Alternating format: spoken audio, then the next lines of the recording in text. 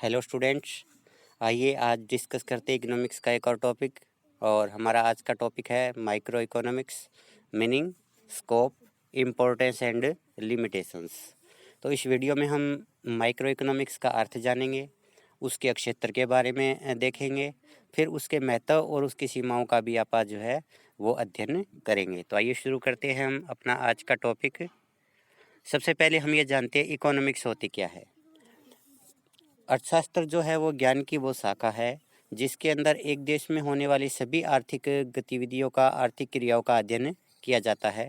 यानी जितनी भी आर्थिक गतिविधियाँ, चाहे वो उत्पादन से संबंधित गतिविधियाँ हो, चाहे वो उपभोग से संबंधित गतिविधियाँ हो, चाहे वो निवेश से संबंधित गतिविधियाँ हो, चाहे वो वितरण से संबंधित गतिविधियाँ हो, सभी प्रकार के आर्थिक निर्णयों को, आर्थिक क्रियाओं को जो है इकोनॉमिक्स में अध्ययन किया जाता है। अर्थशास्त्र को दो भागों में यानी माइक्रो इकोनॉमिक्स और मैक्रो इकोनॉमिक्स, माइक्रो इकोनॉमिक्स व्यष्टि अर्थशास्त्र और मैक्रो इकोनॉमिक्स समष्टि अर्थशास्त्र में बांटने का कार्य जो ओस्लो यूनिवर्सिटी के प्रोफेसर रेगनर फ्रिश ने 1933 के अंदर किया। ये नॉर्वे के अंदर जो प्रोफेसर थे ओस्लो यूनिवर्सिटी के अंदर, तो वहाँ पर उन्होंने इकोनॉमिक्स को दो भागों में बांटा, माइक्रो और मैक्रो। उसके बाद से ही जो है इकोनॉमिक्स की दो अलग अलग जो है ब्रांचेज बनी है, एक को हम माइक्रो कहते हैं और दूसरे को हम मैक्रो इकोनॉमिक्स कहते हैं। तो आज हम माइक्रो इकोनॉमिक्स के बारे में स्टडी करते हैं। सबसे पहले हम इसका अर्थ जानते हैं। माइक्रो शब्द जो ग्रीक भाषा के माइक्रोस से लिया गया है, जिसका अर्थ होता है किसी इकाई का छोटा भाग। तो इस प्रकार अगर हम देखें तो अर्थव्यवस्था जो होती है उसके अंदर जो है बहुत बड़े स्तर पर गतिविधियां होती है। यानी उन गतिविधियों के अंदर सामूहिकता की मात्रा बहुत अधिक होती है। जब उन सामूहिकता की मात्रा को हम छोटे छोटे भागों में या सामूहिक गतिविधियों को हम छोटे छोटे भागों में बांट करके अध्ययन करते हैं तो उसको हम जो है माइक्रो इकोनॉमिक्स कहते हैं। तो माइक्रो इकोनॉमिक्स के अंदर जो आर्थिक गतिविधियां हैं उनका व्यक्तिगत स्तर पर अध्ययन किया जाता है, यानी छोटे स्तर पर हम गतिविधियों का अध्ययन करते हैं। इसमें एक उपभोक्ता की गतिविधियों का अध्ययन करते हैं, एक फर्म की गतिविधियों का अध्ययन किया जाता है, एक उद्योग की गतिविधियों का अध्ययन किया जाता है, किसी एक विशेष वस्तु की मांग का अध्ययन किया जाता है, किसी एक वस्तु के मूल्य के निर्धारण का अध्ययन किया जाता है। तो इस प्रकार हम पाते हैं कि भी माइक्रो इकोनॉमिक्स के अंदर जो है व्यक्तिगत इकाइयों का अध्ययन किया जाता है। डेफिनेशन देखते हैं हम वॉटसन के शब्दों में। व्यष्टि अर्थशास्त्र का संबंध छोटी इकाई से है। यह उपभोक्ताओं, उत्पादकों और बाजार के व्यवहार से संबंधित होती है। यानी एक उपभोक्ता की, उत्पादक की और बाजार के अंदर वस्तु की मांग है, कीमत है, उससे संबंधित गतिविधियों का अध्ययन किया जाता है, वो जो है माइक्रो इकोनॉमिक्स कहलाती है। शपीरो के शब्दों में व्यष्टि अर्थशास्त्र का संबंध अर्थव्यवस्था के छोटे भागों से है। यानी जब हम इकोनॉमी को छोटे छोटे व्यक्तिगत इकाइयों के अंदर बांट करके अध्ययन करते हैं तो उसको हम माइक्रो इकोनॉमिक्स कहते हैं। स्कोप ऑफ माइक्रो इकोनॉमिक्स, किसी भी विषय के जब आप क्षेत्र की बात करते हैं, स्कोप की बात करते हैं, तो उसका मतलब होता है कि उस सब्जेक्ट विशेष के अंदर हम किन किन क्रियाओं का अध्ययन किया करते हैं, किन किन किस किस प्रकार की विषय सामग्री जो है उसमें शामिल की जाती है। तो व्यष्टि अर्थशास्त्र के क्षेत्र से अभिप्राय उन सब क्रियाओं से, उन सब उस विशेष सामग्री से है जिसका अध्ययन इसमें किया जाता है। तो इसमें हम करते हैं मांग का सिद्धांत। व्यष्टि अर्थशास्त्र में हम देखते हैं कि मांग के सिद्धांत के अंतर्गत कि मांग का अर्थ क्या है, मांग किसे कहते हैं, मांग जो है कि फलन क्या है, यानी मांग जो होती है किस किस तत्व के द्वारा निर्धारित होती है, और मांग जो है कोई भी उपभोक्ता क्यों करता है, क्योंकि प्रत्येक वस्तु जो होती है उस वस्तु के अंदर आवश्यकता संतुष्टि का गुण होता है, इसलिए डिमांड की जाती है। तो इस प्रकार हम जो है मांग क्या है, मांग फलन क्या है, मांग क्यों की जाती है और किस प्रकार से एक उपभोक्ता जो है अपनी दी हुई आय को खर्च करके अधिकतम संतुष्टि प्राप्त कर सकता है, तो इन सब चीज़ों का अध्ययन हम जो है मांग के सिद्धांत में करते हैं।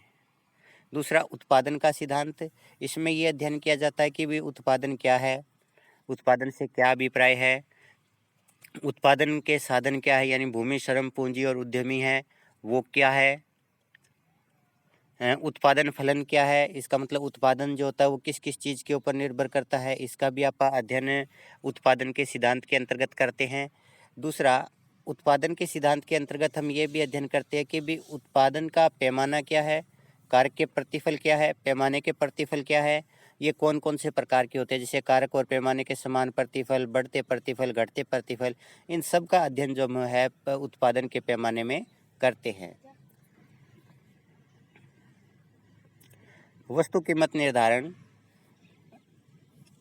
इसके अंतर्गत ये अध्ययन किया जाता है कि जो अलग अलग प्रकार के बाजार होते हैं, जैसे पूर्ण प्रतियोगिता बाजार है, एकाधिकारी बाजार है, एकाधिकार बाजार है, इन सब के अंदर जो वस्तुएं होती है उन वस्तुओं की कीमतों का निर्धारण किस प्रकार से होता है।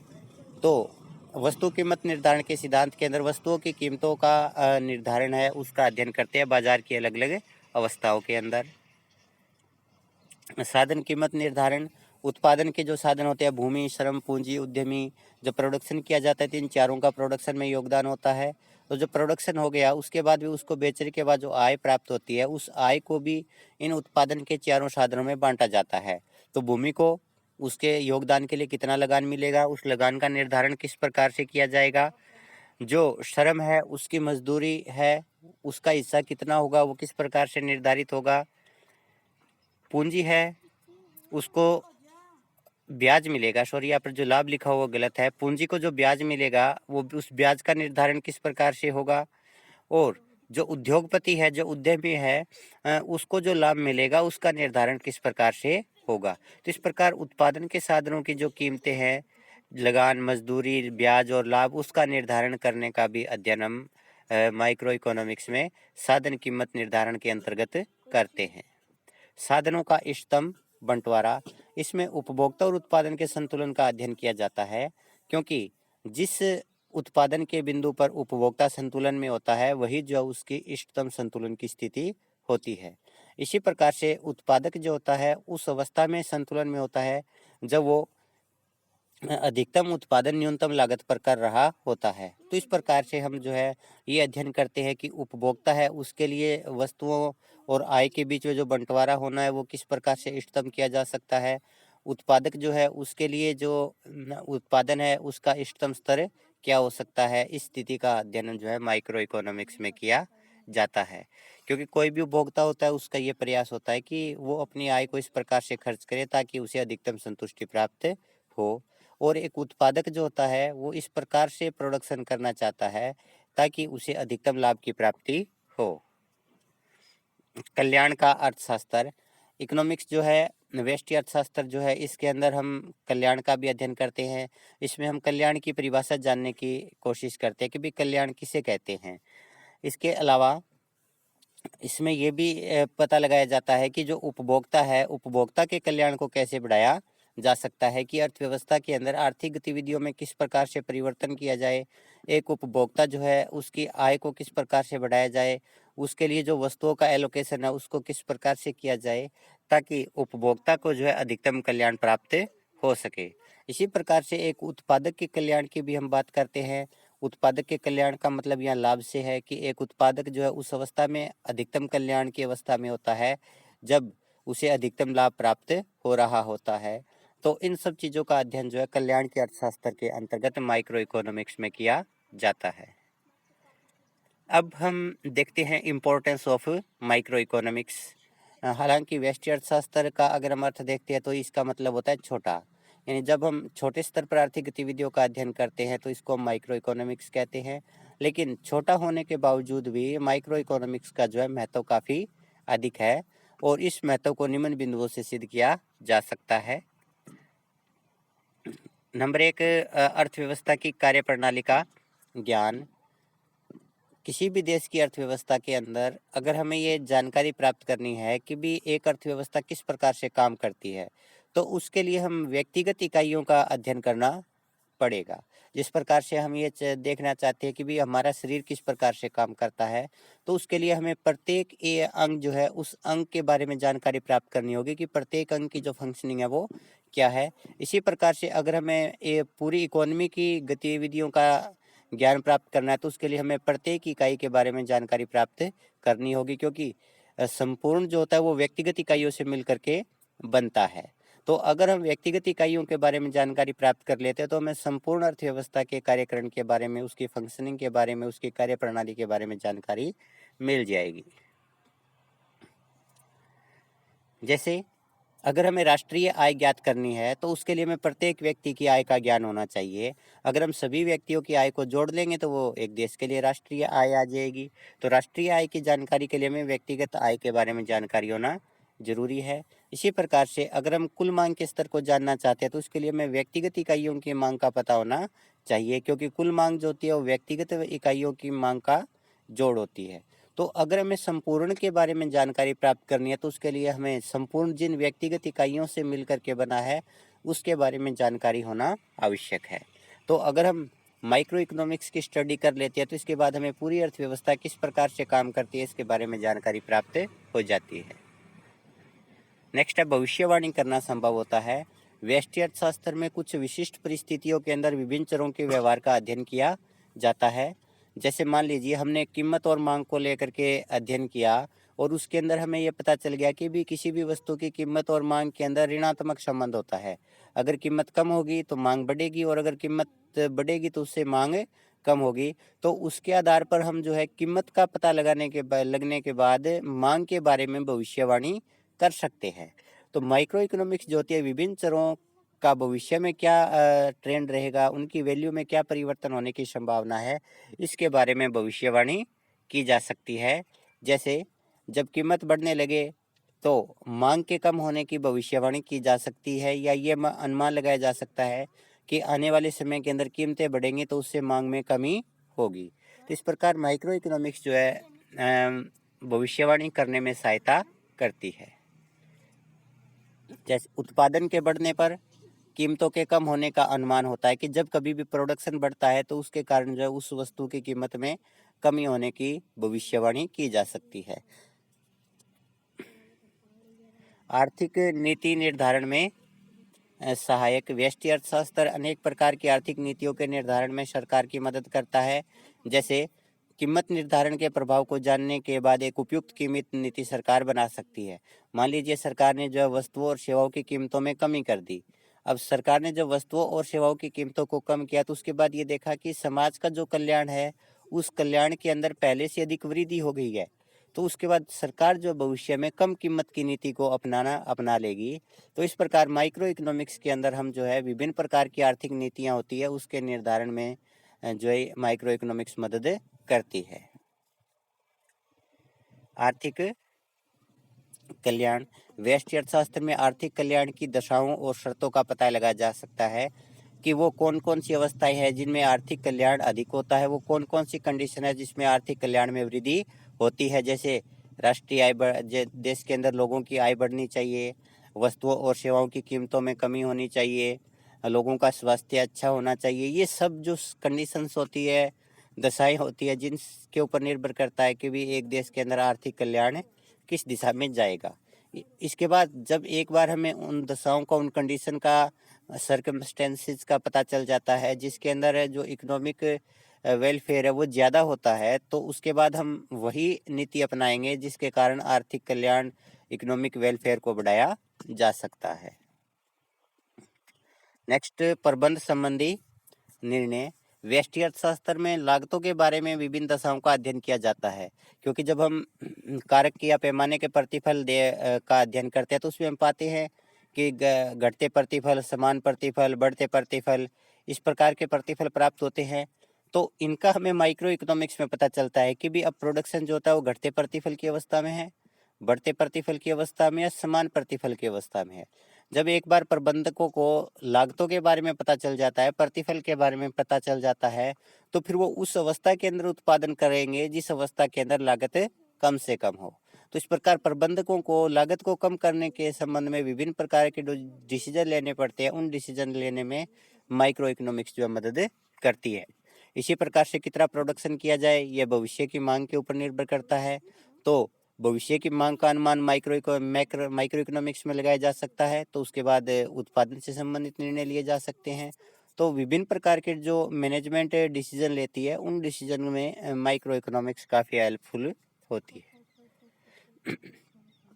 Limitations of micro economics. जब हम व्यष्टि अर्थशास्त्र का महत्व देखते हैं तो ये हमें काफ़ी आकर्षक लगता है, किंतु इससे यह सिद्ध नहीं होता कि माइक्रो इकोनॉमिक्स परफेक्ट है। इसके अंदर भी कुछ कमियां हैं और उन्हीं कमियों के आधार पर जो है माइक्रो इकोनॉमिक्स की भी अपनी एक सीमा बन जाती है, एक लिमिटेशन बन जाती है। तो कौन कौन सी कमियां, कौन कौन सी लिमिटेशंस है, इनको अब हम डिस्कस करते हैं। नंबर 1, अगत्यात्मक विश्लेषण। अगत्यात्मक विश्लेषण वो विश्लेषण होता है जिसके अंदर दो चरों के बीच में संबंध को जानने के लिए बाकी जो चर प्रभावित कर रहे हैं उन प्रभावित करने वाले चरों को स्थिर मान लिया जाता है। जैसे एग्जाम्पल के तौर पर मांग का नियम बताता है कि भी demand is a function of price, कि मांग जो होती है वो कीमत पर निर्भर करती है। तो क्या इस सिद्धांत के अंदर जो शब्द लिया गया अन्य बातें समान रहने पर, वो इसकी मान्यताएं हैं जिसके अंदर कुछ चरों को हमने स्थिर मान लिया। जैसे आय होती है उपभोक्ता की, वो भी मांग को प्रभावित करती है, आय का वितरण भी प्रभावित करता है, जनसंख्या का स्तर भी प्रभावित करता है, संबंधित वस्तुओं की कीमतें भी प्रभावित करती है, लेकिन उन सभी चीज़ों को हम स्थिर मान लेते हैं। तो जो चर परिवर्तित होते हैं, जो चर प्रभावित करते हैं, अगर उनको हम स्थिर मान लेते हैं तो ये वास्तविक स्थिति नहीं है। वास्तविकता ये है कि जैसे मांग का ही एग्जाम्पल है, तो मांग को कीमत भी प्रभावित करती है, मांग को आय का स्तर भी प्रभावित करता है, मांग को भविष्य में कीमत क्या रहेगी ये भी प्रभावित करता है, मांग को सरकार की नीति भी प्रभावित करती है, संबंधित वस्तुओं की कीमतें भी प्रभावित करती है, लेकिन हम उन सभी चरों को स्थिर मान लेते हैं तो वास्तविक स्थिति नहीं है। तो इस प्रकार माइक्रो इकोनॉमिक्स के अंदर बहुत सारे प्रभावित करने वाले चरों को स्थिर मान लेने से ये अगत्यात्मक धारणा बन जाती है, और अगत्यात्मक धारणा जो होती है वास्तविक नहीं होती है। नेक्स्ट, गलत निष्कर्ष। कई बार व्यष्टि अर्थशास्त्र के जो निष्कर्ष होते हैं वो समष्टि स्तर पर सही नहीं होते, कि कोई चीज़ व्यष्टि स्तर पर तो बहुत अच्छी है लेकिन वही चीज़ जो होती है समष्टि के स्तर पर सही नहीं होती। यानी कोई भी जो चीज़ है वो एक व्यक्ति के लिए सही हो सकती है लेकिन वही चीज़ संपूर्ण अर्थव्यवस्था के लिए ठीक ना हो। फॉर एग्जाम्पल, बचत करना व्यक्तिगत स्तर पर तो सही है कि अगर एक व्यक्ति बचत करता है तो ये ठीक है, लेकिन अगर सारे ही व्यक्ति बचत करने लग जाए तो उसका जो है अर्थव्यवस्था में क्या प्रभाव होगा। सबसे पहले मांग कम होगी, और जब मांग कम होगी तो कुछ वस्तुएं बिना बिकी रह जाएंगी। इसका मतलब उत्पादकों के पास में स्टॉक अधिक रह गया, जब उनके पास में स्टॉक पहले से ही पड़ा है तो वो नया प्रोडक्शन कम करेंगे, जब वो नया प्रोडक्शन कम करेंगे तो कुछ लोगों को रोजगार से हटा देंगे, तो इससे बेरोजगारी फैल जाएगी। तो इस प्रकार हम देखते हैं कि भी व्यक्तिगत स्तर पर तो बचत है वो सही है, लेकिन संपूर्ण अर्थव्यवस्था के लिए बचत करना सही नहीं है। एक व्यक्ति अगर बैंक में से पैसे निकलवाता है तो कोई दिक्कत नहीं है, लेकिन अगर सारे व्यक्तियों ने बैंकों से पैसे निकलवा लिए तो पूरी बैंकिंग प्रणाली है वो ठप हो जाएगी। तो इस प्रकार व्यष्टि स्तर के जो निष्कर्ष होते हैं वो जरूरी नहीं कि भी समष्टि स्तर पर भी उसी रूप में लागू हो या उतने लाभदायक सिद्ध हो। नेक्स्ट, अवास्तविक मान्यताएं। व्यष्टि अर्थशास्त्र के जो सिद्धांत है, अनेक नियम हैं, वो अवास्तविक मान्यताओं पर आधारित है। तो मान्यताएं जो होती है वो किसी भी सिद्धांत या नियम की नींव होती है। अगर नींव ही खोखली है, नींव ही अवास्तविक है, तो उसके ऊपर वो सिद्धांत सही कैसे हो सकता है। तो माइक्रो इकोनॉमिक्स के अंदर जो थ्योरीज है, उन थ्योरीज के अंदर जो मान्यताएं ली गई है वो मान्यताएं जो है अवास्तविक है। जब मान्यता ही अवास्तविक है तो सिद्धांत उसकी वजह से अवास्तविक ऑटोमेटिक बन जाते हैं। एग्जाम्पल के तौर पर माइक्रो इकोनॉमिक्स के अंदर बहुत सारे सिद्धांतों के अंदर पूर्ण रोजगार की मान्यता ली गई है, लेकिन पूर्ण रोजगार एक कल्पना मात्र है। वास्तविकता में पूर्ण रोजगार किसी भी इकोनॉमी में नहीं पाया जाता। तो पूर्ण रोजगार की मान्यता पर जो सिद्धांत आधारित है वो वास्तविक नहीं हो सकते। दूसरा, बहुत सारे सिद्धांतों के अंदर पूर्ण प्रतियोगिता की मान्यता ली गई है, लेकिन पूर्ण प्रतियोगिता जो है कल्पना मात्र है, ये वास्तविकता नहीं है। तो इस मान्यता पर जो आधारित सिद्धांत है वो भी वास्तविक नहीं हो सकता। तो इस प्रकार और भी बहुत सारी मान्यताएं हैं जो अवास्तविक मान्यताएं हैं जिनके ऊपर माइक्रो इकोनॉमिक्स ठहरी हुई है, तो उसकी वजह से माइक्रो इकोनॉमिक्स उतनी सही नहीं है। सीमित क्षेत्र। माइक्रो इकोनॉमिक्स का उपयोग सीमित क्षेत्र में किया जा सकता है। कुछ ही अवस्था है जिसके अंदर इसके सिद्धांतों को, इसके नियमों को लागू किया जा सकता है। बहुत सारी समष्टि की अवस्थाएं होती है या समष्टि चर होते हैं, जैसे मौद्रिक नीति है, वहाँ पर व्यष्टि अर्थशास्त्र के सिद्धांत काम नहीं करते। राजकोषीय नीति है, इसमें इसका उपयोग नहीं किया जा सकता। मुद्रास्फीति है, बेरोजगारी है, गरीबी है, इन क्षेत्रों के अंदर या इन क्षेत्रों की समस्याओं के समाधान के लिए माइक्रो इकोनॉमिक्स हेल्पफुल नहीं है, उपयोगी नहीं है। तो इस प्रकार से इसके जो यूजेज है वो काफ़ी लिमिटेड है, इसका क्षेत्र जो काफ़ी सीमित है। इसकी वजह से जो है माइक्रो इकोनॉमिक्स उतनी उपयोगी या लाभदायक नहीं है। इसके साथ अपना ये टॉपिक है वो समाप्त होता है। धन्यवाद।